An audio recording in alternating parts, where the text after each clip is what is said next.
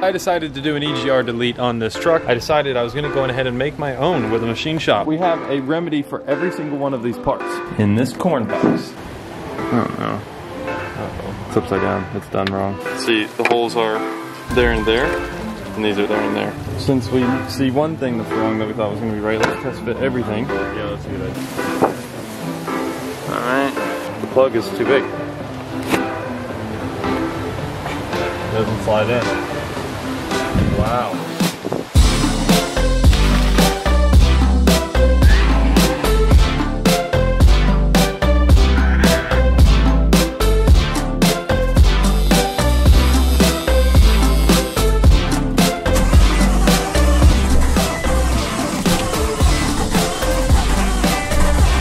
The intercooler pipe exploded. Oh no, huh. See all the bullets rolling?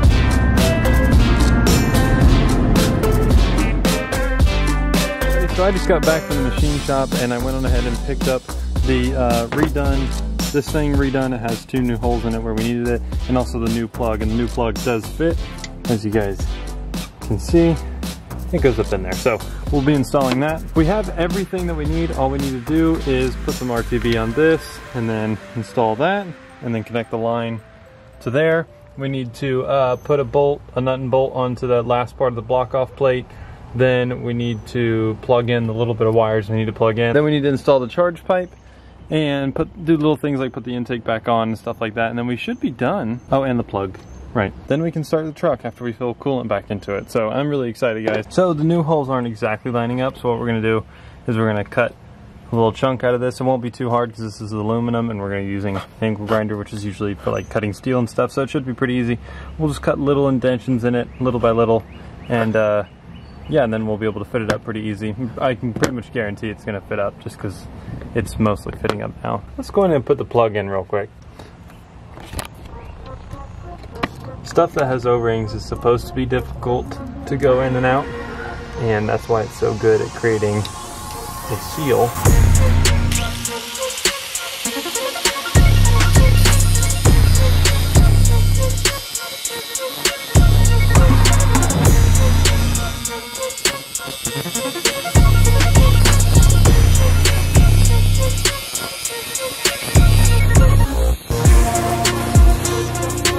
Well, I shaved it down on the right side, right there, just a hair. Maybe that will be enough. If not, we'll shave it down more. Okay, so let's do another test fit. And I'm not gonna be able to film it because I gotta use 2 hands because I have to pull the wire harness up. Looks like it fits. The piece is on, and if you guys see the holes, those holes originally weren't supposed to be there. Those are the holes that we had re-drilled on this side. They were inverted, so these are the old holes. Those are where the new holes are. So that's why there's a hole there instead of a bolt. So we're just gonna put the line on that. To there, and then hose clamp it, and then we'll be done with that part. We're done with the plug, we're done with the block off plates. So all we have to do now is, like I said, put the hose on that, put the air intake back on, put the wires in where we need them to be, then put the new custom charge pipe on, and then the intercooler pipe onto the charge pipe, and then we're done.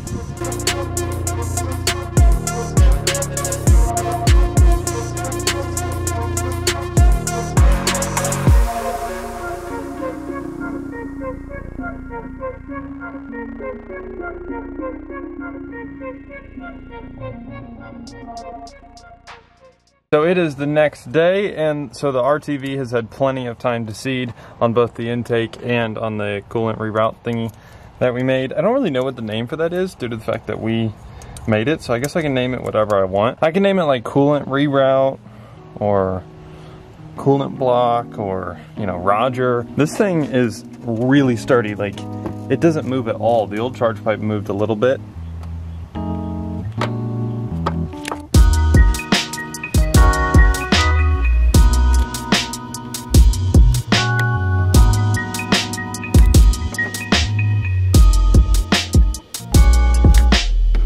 That looks awesome. I am super happy with how that looks. Awesome.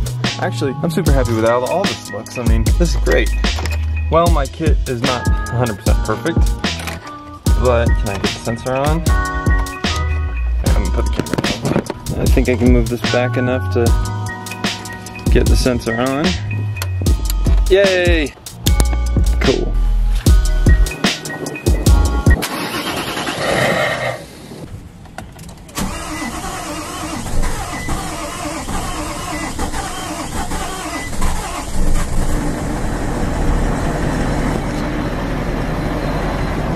And that is it starting with a check engine light.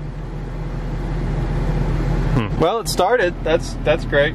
But the traction control light's on and the check engine light's on, so that's a little weird. Okay, so I read all the check engine lights and stuff, and the code is actually the exhaust gas pressure thingy, which I thought was an EGR part, but it's actually for exhaust gases, even in normal driving. So I know what it is. It is the that one piece that we broke. So the good thing is it's going to be an easy fix. We're going to be able to get it from Cummins pretty easy. The bad news is that I don't know if I should drive the truck like this. I will do a quick lap around the neighborhood because I do just want to see how it's running.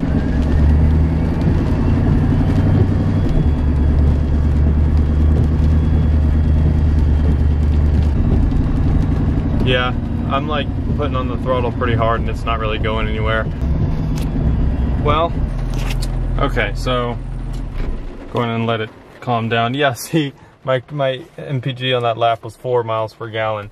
So yeah, it's definitely an electrical issue, and there's a broken that one sensor I broke is an exhaust pressure sensor, like I said. So I'm just gonna go to Cummins and get a new one. I'll look online and see if there's one local. That would be really cool. Maybe there won't be though. I might have to wait online.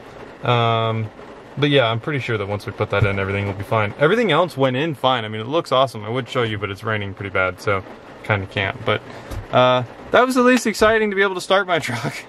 But you know. Okay guys, so I didn't really explain exactly what was up with the sensor last time I spoke to you, which was like 4 days ago, by the way. So the sensor, it's back in there, that's kind of why I'm pointing over there.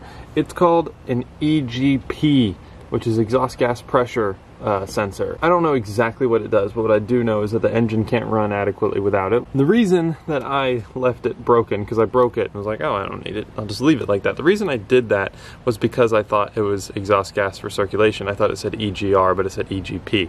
So, a little tiny mistake, but finally, after like 4 days of waiting, the new sensor is in. So let's get that old thing out and let's put the new one in, and then we're gonna go ahead and start it right now whenever this is in. Nice and pretty, and there's the clip for it. But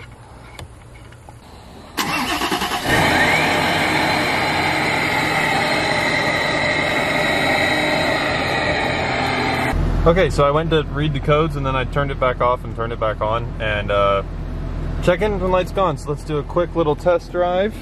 What? Why is it now not working? Okay, well now I don't know. So this next clip you're going to watch wouldn't make sense unless I explained it. This video was originally going to be 2 videos. This is the beginning of what the second video was going to be, but now I'm just putting it into one. So whenever I say I just finished the video you just watched, yeah, it's just because it was going to be 2 videos. Okay guys, so I just finished the previous video that you guys watched before. Hopefully you watched. If you didn't, what's wrong with you? We're having a lot of issues with the truck. I don't know if it's like deep in the ECU where the issue is, if it's mechanical, a sensor, blah, blah, blah, blah. Long story short, it's stuck in the limp mode after doing our custom EGR delete. So I was driving it because I heard from some people that like, hey, Nissan has these permanent codes inside the ECU and you have to do weird things like, you know, drive it for 2 miles, let it idle, blah, blah, blah, and then it'll get better and better and better. As the computer learns that the sensors are actually fine, it will get better and better. And I looked it up and it's actually true for some Nissan vehicles. I'll go drive this, and you know what, why not? I just want to see what I can learn from driving it, and maybe it'll help something, who knows. And I was driving it and an intercooler pipe exploded. And then the truck was driving worse than it was before. And it got me thinking. Years ago, I worked in the Keys for like 3 months, and on my way home, this is in my F250, my 6.7 Power Stroke. On my way home, and before YouTube, by the way, okay, no more cuts in what I'm saying. On my way home, the intercooler pipe exploded, and no check engine light came on, and the F250 ran exactly how this truck has been running. So maybe my theory is that this intercooler pipe was loose the entire time, which I did forget to bolt it back in, so that I see that now by looking at it. That's great. And maybe this being loose the entire time caused an air leak, and so the truck wasn't getting adequate air and stuff, and then causing it to not be able to drive adequately. And then it was starting to drive better and better as I was driving it, and then that thing blew up. So maybe that's what's wrong with it. I don't know. So we're gonna go in and tighten that intercooler pipe back up, and then we're gonna tighten up here and here on the intercooler pipe. We're just gonna take the whole thing off completely.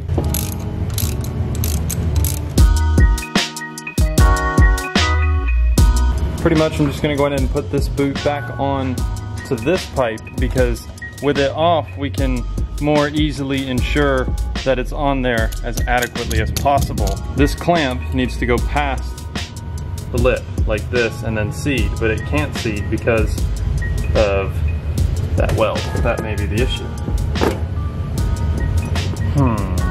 Yeah, that would definitely be an issue. No way around that. So I'm thinking I'll have the machine shop redo this. Between that and this being undone, that may have been our reason for, it may have just been boost leak that was causing the truck to be so sluggish. Hopefully. That would be very, very nice if that's the only issue. This is gonna be hot? Yep, it's hot.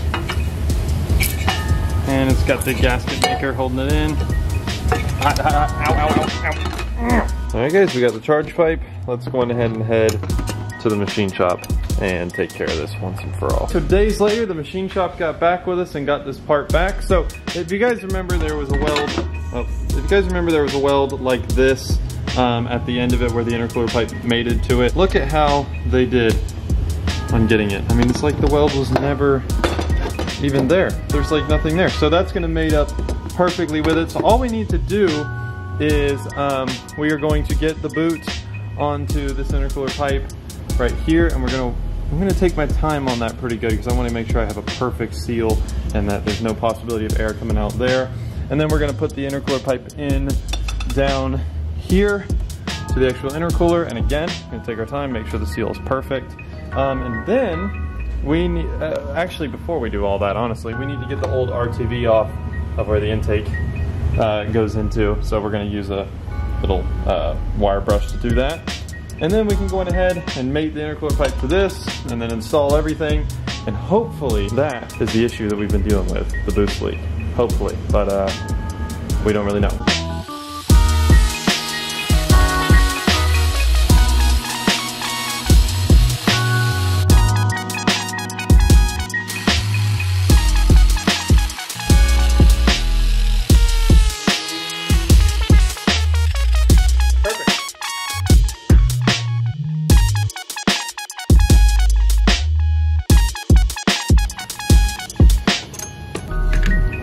So now it's just time to tighten everything up. As you can see, I can move it. That's not good. RTV is on. That usually takes 2 to 24 hours to cure, or 2 hours to set and then 24 hours to fully cure. But really driving it, I'll wait the whole 24. I'm just gonna bolt everything down, and then we're gonna put the sensors all in, and yeah, we'll be done. All right guys, so different day, same shirt. Let's go on ahead and test this thing. And what we're gonna do, I'm gonna go on ahead and, before I test, oh, the screen's fogging up. It does that whenever like there's a drastic temperature change, like inside to outside. All right, let me defog the screen and I'll be right back. Okay, oh my gosh, it's still foggy. Okay, I think the fog is gone. All right, so let's go ahead and try it.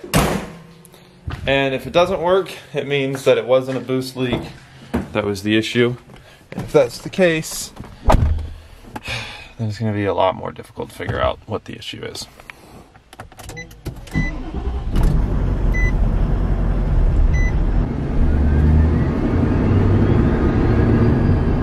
That, I don't want to speak too soon. Yeah, I don't want to speak too soon because that feels fine. Oh, I'm nervous. I'm just so nervous because right now that it feels fine, like just that little bit, I don't know, this is nerve-wracking because like it feels fine at like 5-10 miles an hour, but 40 miles an hour is where last time it was struggling, so I'm a little nervous. Oh no, it's not. See all the coal it's rolling?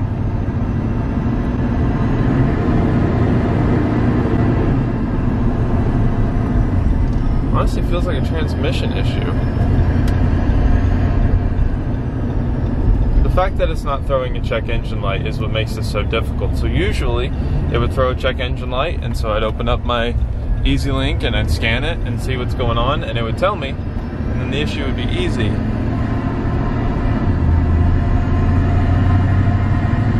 But it's not. So I do think there was a boost leak because the truck is running a lot better. But I talked to a diesel shop, the diesel mechanic at the diesel shop, and he said that with Nissan, whenever you replace sensors or unplug certain things, the dealer is the only person that can do this, and they have to go in and recalibrate things. So like, for example, I unplugged the turbo actuator. So I think that means they're gonna have to recalibrate that. But the sensor that broke, that I completely replaced, needs to be recalibrated. So now I have to figure out how to get it to Nissan, because it won't go over like 45 miles an hour without rolling a ridiculous amount of coal.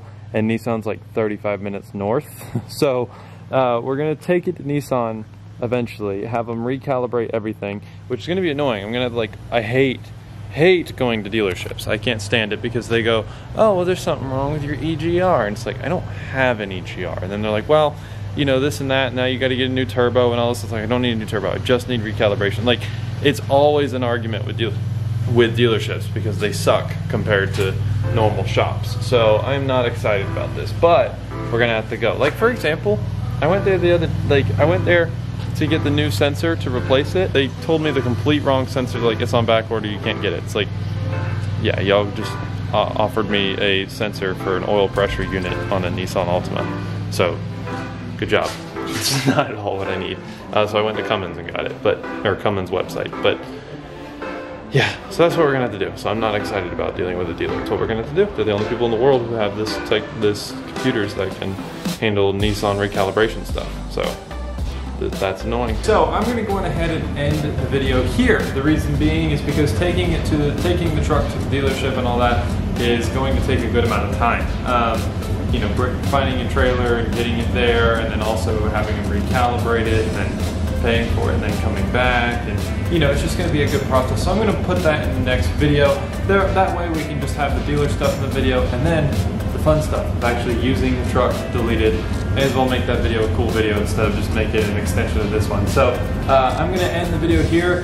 In the meantime, it's going to be a little bit of time, like I said. So in the meantime, until we have some truck content, we have the 240 here. The engine build is going on right now. We have everything back that we really need for the engine build. Not everything for the entire engine build, but everything we needed for the first phase of the engine build. So there's going to be a video like that coming up. Also, the suspension on this car needs to be redone, and so we have all that stuff in. So suspension videos coming up. We're going back to our original upload schedule. I was actually gone on a trip and stuff, so that's why I haven't uploaded in a while. And I got sick, like always. I always get sick really easy, but whatever. Every 3 days, with the exception of this video, because I just figured why not give you 2 videos in 2 days. But yeah, so every 3 days I will see you guys. In the meantime though, go ahead and subscribe so you don't miss out on the content on the 240 and future truck stuff. Thanks for watching, guys. I always appreciate it.